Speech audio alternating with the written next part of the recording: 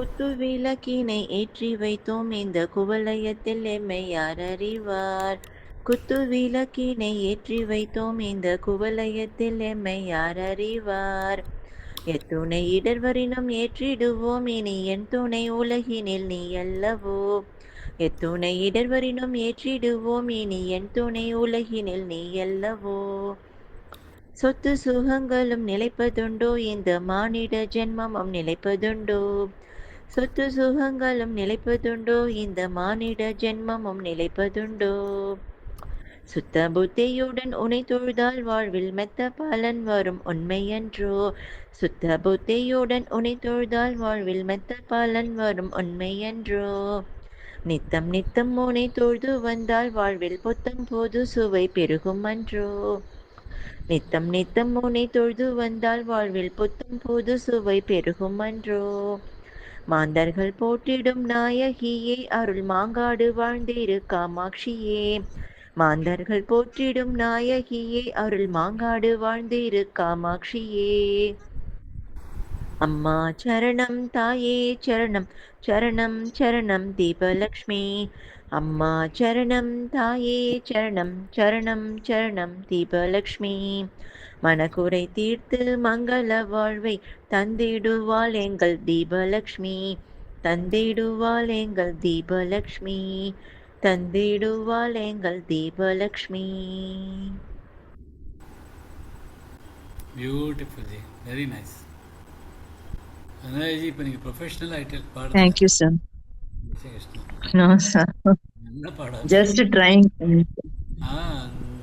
நல்ல இப்போ ஃப்ரீயாக பாட வச்சுட்டேன். ஒரு கொஞ்சம் கூட தயக்கம் இல்லாமல் பாடுறது நல்லா இருக்கு கேட்கறதுக்கு.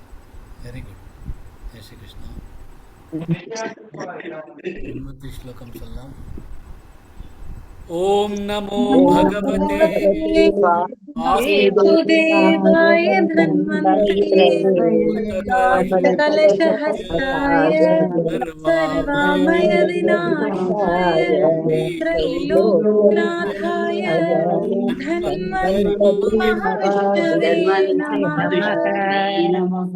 ॐ नमो भगवते वासुदेवाय धन्वन्तरे कलशहस्ताय सर्वामय विनाशाय त्रैलोक्यनाथाय धन्वन्तरि नमः। ॐ नमो भगवते वासुदेवाय धन्वन्तरे कलशहस्ताय सर्वामय विनाशाय त्रैलोक्यनाथाय धन्वन्तरि विष्णुवे नमः। ஜெய் ஸ்ரீ கிருஷ்ணா. எல்லாரோட ஆரோக்கியமும் உடல் நலமும் நல்லா இருக்கும் வேண்டிக்கிறோம். சுபாஷினிஜி சொல்லலாம்.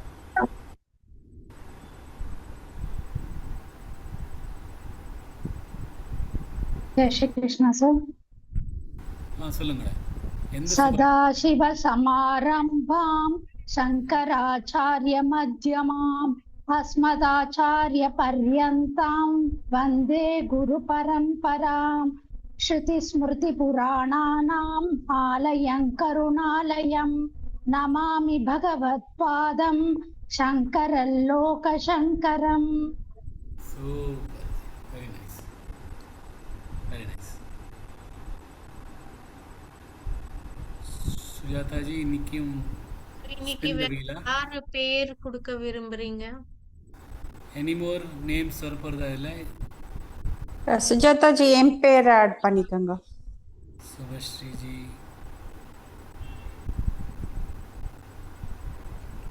Anuja. Gayatri ji, can I add your name? Sujatha ji and Subhashree. Yes.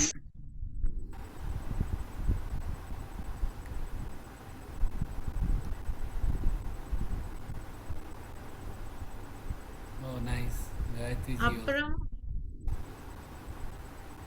Any more? 5 people Anuja. Ji. 6.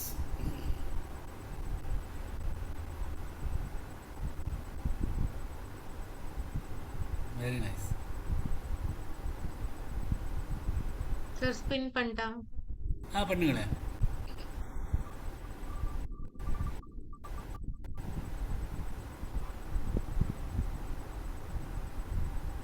Wow, Gayathri G.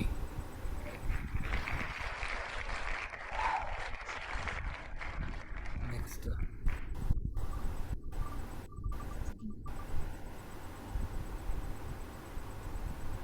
பானுஜி.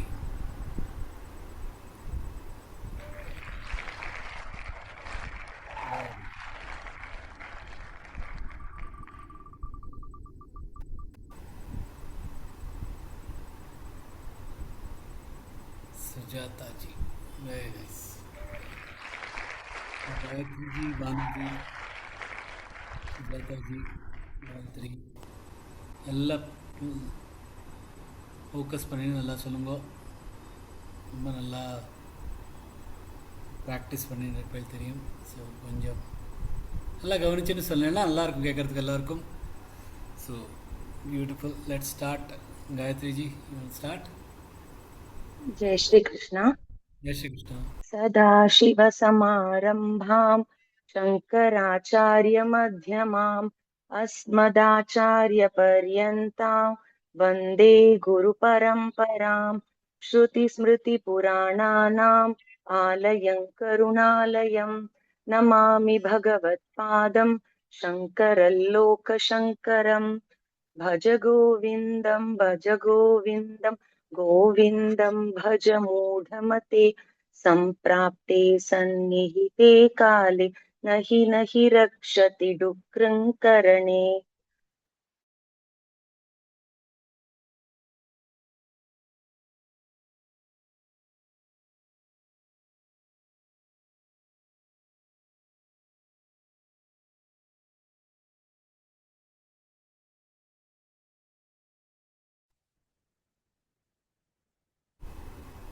मूढजहीहि धनादमकृष्णा गुरुसद्बुद्धिं मनसि वितृष्णाम्. यल्लभसे निजकर्मोपार्तं वित्तन्तेन विनोदय चित्तम्. नारीस्तनभरनाभिदेशं दृष्ट्वा मागा मोहावेशम्. एतन्मांसवसादिविकारं मनसि विचिन्तय वारं वारम्. नलिनीदलगतजलमतितरलन् तद्वज्जीवितमतिशयचपलम्. विद्धि अभिमानग्रस्तल् लोकं शोकहतैं च समस्तम्. यावद्वित्तोपार्जनसक्तस्तावन्निजपरिवारो रक्तः. पश्चाज्जीवति जर्जरदेहे वार्तां कोऽपि न पृच्छति गेहे. यावत् पवनो निवसति देहे तावत् पृच्छति कुशलं गेहे. गतवति वायो देहापाये भार्या बिभ्यति तस्मिन् काये. बालस्तावत् क्रीडासक्तस्तरुणस्तावत् तरुणीसक्तः. वृद्धस्तावत् चिन्तासक्तः परमे ब्रह्मणि कोऽपि न सक्तः. काते कान्ता कस्ते पुत्रः संसारोऽयमतीव विचित्रः. कस्य त्वं वाकुत आयातस्तत्त्वं चिन्तय तदिह भ्रातः. सत्सङ्गत्वे निस्सङ्गत्वं निस्सङ्गत्वे निर्मोहत्वं. निर्मोहत्वे निश्चलतत्त्वं निश्चलतत्त्वे जीवन्मुक्तिः. वयसि गते कः कामविकारशुष्के नीरे कः कासारः. क्षीणे वित्ते कः परिवारः ज्ञाते तत्त्वे कः संसारः. मा कुरु धनजन यौवन गर्वं हरति निमेषात् कालः सर्वम् मायामयमिदम् अखिलं हित्वा ब्रह्मपदं त्वं प्रविश विदित्वा दिनयामिन्यौ सायं प्रातः शिशिरवसन्तौ पुनरायातः कालक्रीडति गच्छत्यायुस्तदपि न मुञ्चत्याशावायुः द्वादशमञ्जरिकाभिरशेष कथितो वैयाकरणस्यैषः उपदेशो भूद्विद्यानिपुणैः श्रीमच्छङ्कर भगवच्चरणैः ताते कान्ता धनगतचिन्ता वातुलकिन्तव नास्ति नियन्ता त्रिजगति सज्जन संगतिरेका भवति भवार्णव तरणे नौका जटिलो मुण्डीलुञ्चितकेश काशान्याबर बहुकृद्वेषः पश्यन्नपि च न पश्यति मूढः उदरनिमित्तं बहुकृतवेषः अङ्गङ्गलितं पलितं मुण्डन् दशनविहीनं जातं तुण्डम् वृद्धो यादि गृहीत्वा दण्डन् तदपि न मुञ्चत्याशापिण्डम् अग्रे वह्निः पृष्ठे भानुर्रात्रौ क्षुपुक समर्पितजानुः करतलभिक्षस्तरुतलवासस्तदपि न मुञ्चत्याशापाशः कुरुते गङ्गासागरगमनं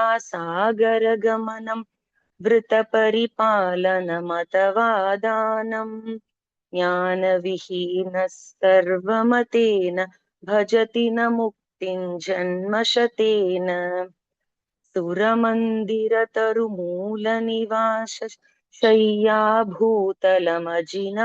वासः सर्वपरिग्रहभोगत्याग कस्य सुखं न करोति विरागः योगरतो वा भोगरतो वा सङ्गरतो वा सङ्गविहीनः यस्य ब्रह्मणि रमते चित्तं नन्दति नन्दति नन्दत्येव भगवद्गीता किञ्चिदधीता गङ्गाजललवकणिका पीता सकृदपि येन मुरारिसमर्चा क्रियते तस्य यमेन न चर्चा पुनरपि जननं पुनरपि मरणं पुनरपि जननी जठरे शयनम् इह संसारे बहुदुस्तारे कृपया पारे पाहि मुरारे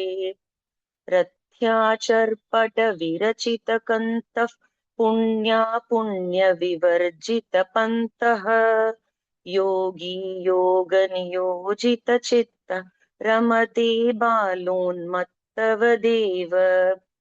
कस्त्वं कोऽहं कुत आयातः कामे जननी को मे तातः इति परिभावय सर्वमसारं सर्वं त्यक्त्वा स्वप्नविचारम् त्वयि मयि सर्वत्रैको विष्णुर्व्यर्थं कुप्यसि मय्यसहिष्णुः भवसमचित्तः सर्वत्र त्वं वाञ्छस्य चिरात् यदि विष्णुत्वम् शत्रौ मित्रे पुत्रे बन्धौ मा कुरु यत्नं विग्रहसन्धौ सर्वस्मिन्नपि पश्यात्मानं सर्वत्रोत्सृज भेदाज्ञानम् कामं क्रोधल्लोभं मोहं त्यक्त्वात्मानं पश्यति सोऽहम् आत्मज्ञानविहीना मूढास्ते पच्यन्ते नरकनिगूढाः गेयं गीतानामसहस्रं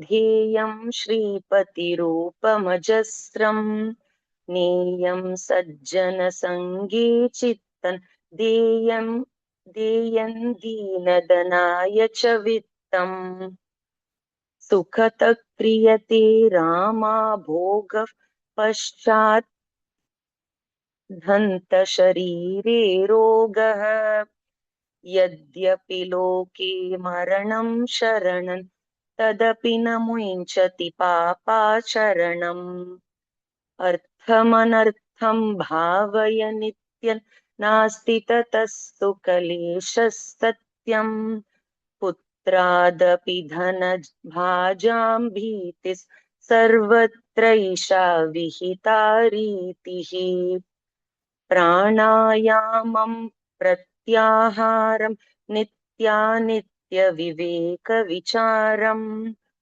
जाप्यसमेतसमाधिविधानं कुर्ववधानं महदवधानम् गुरुचरणाम्भुजनिर्भरभक्तः संसारादच्चिराद्भवमुक्तः सेन्द्रियमानसनियमादेवन् द्रक्ष्यसि निजहृदयस्थं देवम्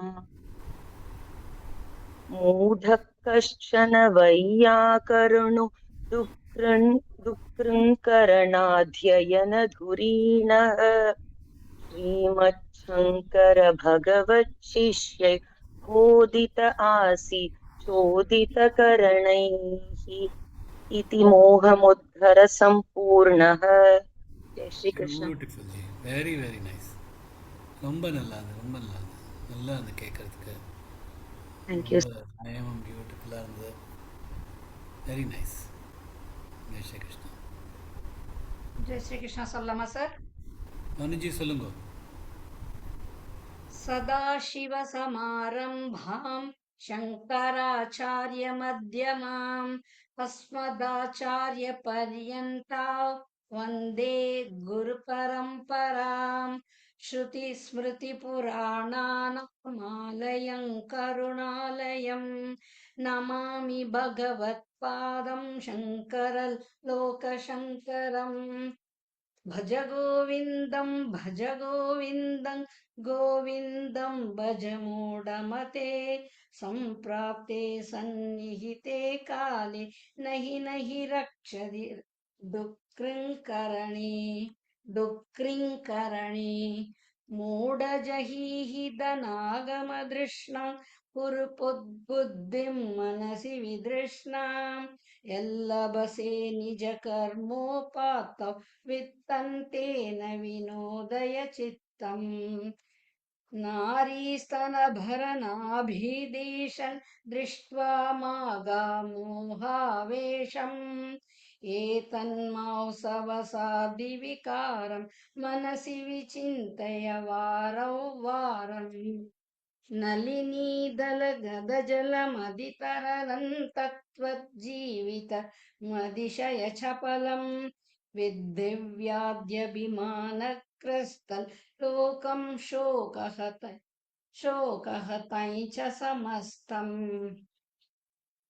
यावत् वित्तोपार्जनसक्तस्तावन्निजपरिवारो रक्तः पश्चाज्जीवति जर्जरदेहे वार्तां कोऽपि न पृच्छति गेहे यावत् पवनो निवसति देहे तावत् पृच्छति कुशलं गेहे गतवति वायौ देहापाये भार्या बिभ्यति तस्मिन् काये बालस्तावत् क्रीडासक्तस्तरुणस्तावत् तरुणीसक्तः वृद्धस्तावत् चिन्तासक्तः परमे ब्रह्मणि कोऽपि न सक्तः काते कान्ता कस्ते पुत्रस्संसारोऽयमतीव विचित्रः कस्य त्वं वा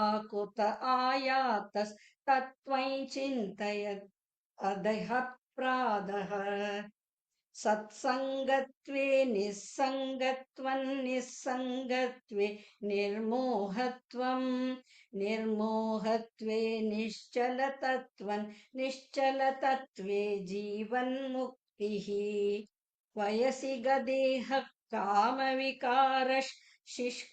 नीरे कासारः क्षीणे वित्ते कपरिवारः ज्ञाते तत्त्वे कः संसारः मा कुरु धनजन यौवनगर्वं हरति निमेषात् कालः सर्वम् मायामयमितमखिलं हित्वा ब्रह्मपतन्त्वं प्रविश विदित्वा विनयामिन्यौ सायं पार्थ शिशिरवसन्तौ पुनरायातः कालक्रीडधि गच्छत्यायुस्तदपि न मुञ्चत्याशा वायुः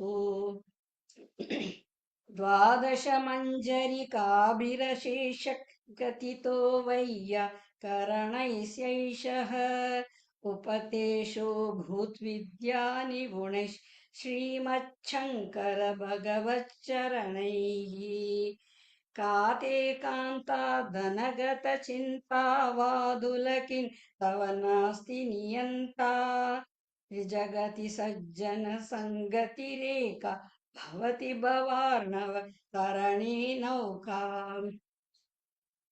जटिलो मुण्डीलुञ्जितकेश काषायान्बर बहुकृतवेषः पश्यन्नपि च न पश्यति मूढः उदरनिमित्तं बहुकृतवेषः अङ्गङ्गलितं फलितं मुण्डन् दशनविहीनं जातं तुण्डम् वृद्धो यादि गृहीत्वा तण्डन् तदपि न मुञ्चत्याशापिण्डम् अग्रे वह्निपृष्ठे भानुर्रात्रौ चुपुग समर्पितजानुः करतलभिक्षस्तरुतलवासस्तदपि न मुञ्चत्याशापाशः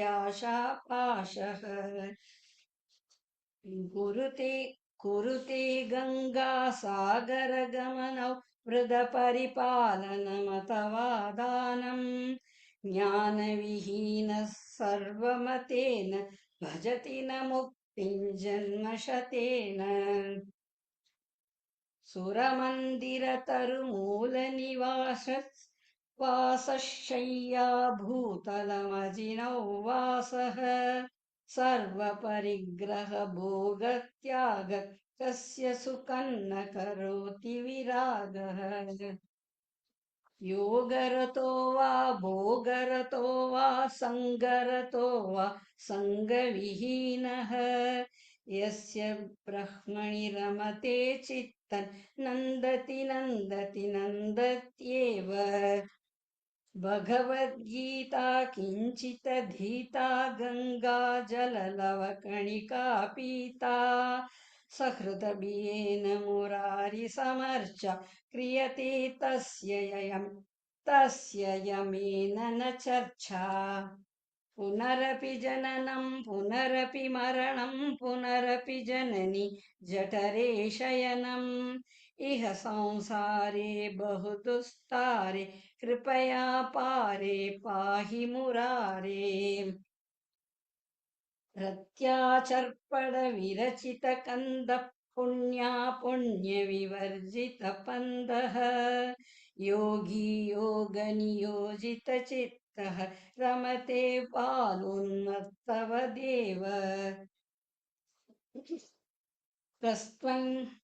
कस्त्वं गोहं कुत आयातः कामे जननी को मे तातः इति परिभावय सर्वमसारं सर्वं त्यक्त्वा स्वप्नविचारम् त्वयि मयि सर्वत्रैको विष्णुर्व्यर्थं कोऽप्यसि मय्यसहिष्णुः भवसमचित्तः सर्वत्र त्वं वाञ्छस्य चिरात्यति विष्णुत्वम् शत्रौ मित्रे पुत्रे बन्धौ मा कुरु यत्नौ विग्रहसन्धौ सर्वस्मिन्नपि पश्यात्मानं सर्वत्रोत्सृज भेदाज्ञानम् कामं क्रोधं लोभं मोहं त्यक्त्वात्मानं पश्यति सोऽहम् आत्मज्ञानविहीना मूढास्ते पश्यन्ते नरकनिगूढाः ज्ञेयं गीता नाम सहस्रं ज्ञेयं श्रीपति रूपमजस्रं नेयं सज्जनसङ्गे चित्तं देयं दीनजनाय च वित्तम् सुखतः क्रियते रामो भोगः पश्चात्तन्तशरीरे रोगः यद्यभिलोके मरणं शरणं तदपि न मुञ्चति पापाचरणम् अर्थमनर्थं भावय नित्यं नास्ति ततः सुखलेशः सत्यम् पुत्रादपि धनभाजां बीधिः सर्वत्रैक्षा विहिता रीतिः प्राणायामं प्रत्याहारं नित्यानित्यविवेकविचारम् जाप्यसमेधसमाधिविधानं कुर्ववधानं महदवधानम् गुरुचरणाम्बुजनिर्भरभक्तः संसारात् चिरात् भवमुक्तः सेन्द्रियमानसनियमादेवन् द्रक्ष्यसि निजहृदयस्थं देवम् मूढः कश्चन वैयाकरणो डुक्कृङ्करणाध्ययनधुरीणः श्रीमच्छङ्कर भगवच्छिष्यै बोधित आसीचोदितकरणैः इति मोहमुद्गरः सम्पूर्णः super, very nice Balaji, wonderful wonderful. Thank you sir. ரெண்டு மூணு இடத்துல தப்பு பண்ணேன், திருத்தல. அதெல்லாம் நினச்சிக்காதீங்க, எவ்வளோ நல்லா சொன்னீங்க அதை மட்டும் நினச்சோங்க. ரொம்ப பியூட்டிஃபுல்லாக சொன்னேன். நல்ல லயத்தில் ஒங்கேயும் ஒரு தடங்கள் இல்லாமல் நல்லா சொன்னேன். Beautiful. Jai Shri Krishna. Thank you sir. Jai Shri Krishna.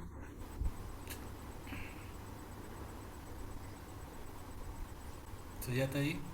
जय श्री कृष्ण सर. सदाशिवसमारम्भां शङ्कराचार्यमध्यमाम् अस्मदाचार्यपर्यन्तां वन्दे गुरुपरम्पराम्. श्रुतिस्मृतिपुराणानामालयं करुणालयं नमामि भगवत्पादं शङ्करलोकशङ्करम्. भज गोविन्दं भज गोविन्दं गोविन्दं भज मूढमते सम्प्राप्ते सन्निहिते काले नहि नहि रक्षति डुक्रिङ्करणे मूढजहीहि धनागमतृष्णां कुरु सद्बुद्धिं मनसि वितृष्णाम् यल्लभसे निजकर्मोपात्तं वित्तन्तेन विनोदय चित्तम् नारीस्तनभरनाभिदेशन् दृष्ट्वा मागामोहावेशम् एतन्मांसवसादिविकारं मनसि विचिन्तय वारं वारम् नलिनीदलगतजलमतितरलं तद्वज्जीवितमतिशयचपलम् विद्धिव्याध्यभिमानग्रस्तलोकं शोकहतं च समस्तम् यावद्वित्तोपार्जनसक्तस्तावन्निजपरिवारो रक्तः पश्चाजीवति जर्जरदेहे वार्तां कोऽपि न पृच्छति गेहे यावत् पवनो निवसति देहे तावत् पृच्छति कुशलं गेहे गतवति वायौ देहापाये भार्या बिभ्यति तस्मिन् काये बालस्तावत् क्रीडासक्तस्तरुणस्तावत् तरुणीसक्तः वृद्धस्तावत् चिन्तासक्तः परमे ब्रह्मणि कोऽपि न सक्तः का ते कान्ता कस्ते पुत्रः संसारोऽयमतीव विचित्रः कस्य त्वं वा कुत आयातस्तत्त्वयि चिन्तय तदिह भ्रातः सत्सङ्गत्वे निस्सङ्गत्वन्निस्सङ्गत्वे निर्मोहत्वम् निर्मोहत्वे निश्चलतत्त्वन् निश्चलतत्त्वे जीवन्मुक्तिः वयसि गते कः कामविकारशुष्के नीरे कः कासारः क्षीणे वित्ते कः परिवारः ज्ञाते तत्त्वे कः संसारः मा कुरु धनजनयौवनगर्वं हरति निमेषात् कालः सर्वम् मायामयमिदमखिलं हित्वा ब्रह्मपदं त्वं प्रविश विदित्वा दिनयामिन्यौ सायं प्रातः शिशिरवसन्तौ पुनरायातः कालक्रीडति गच्छत्यायुस्तदपि न मुञ्चत्याशावायुः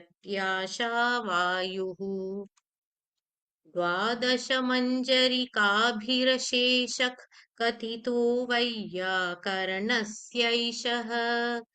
उपदेशो भूद्विद्यानिपुणैः श्रीमच्छङ्कर भगवच्छरणैः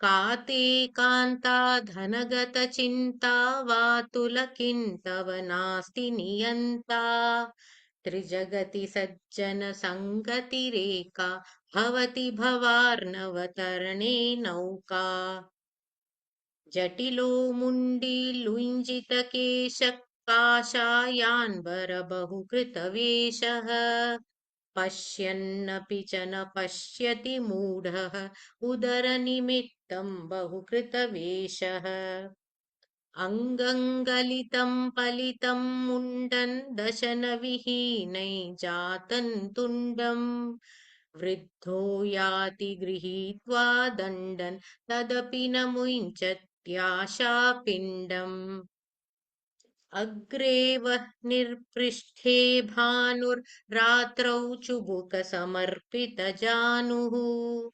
करतलभिक्षस्तरुतलवासस्तदपि न मुञ्चत्याशापाशः कुरुते गङ्गासागरगमनौ व्रतपरिपालनमथवा दानम् ज्ञानविहीनः सर्वमतेन भजति न मुक्तिं जन्मशतेन सुरमन्दिरतरुमूलनिवासः शय्याभूतलमजिनौ वासः सर्वपरिग्रहभोगत्यागः कस्य सुखं न करोति विरागः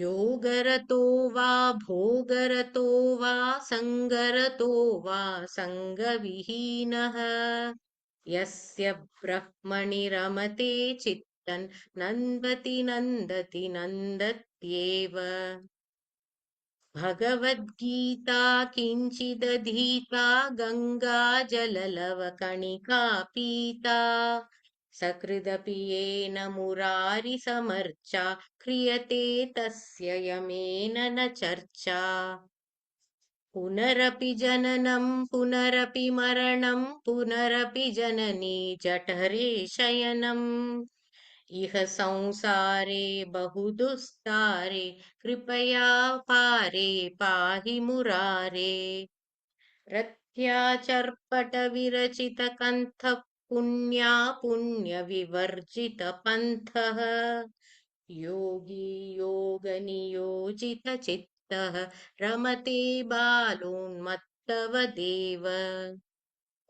कस्त्वं कोऽहं कुत आयातः कामे जननी को मे तातः इति परिभावय सर्वमसारं सर्वं त्यक्त्वा स्वप्नविचारम्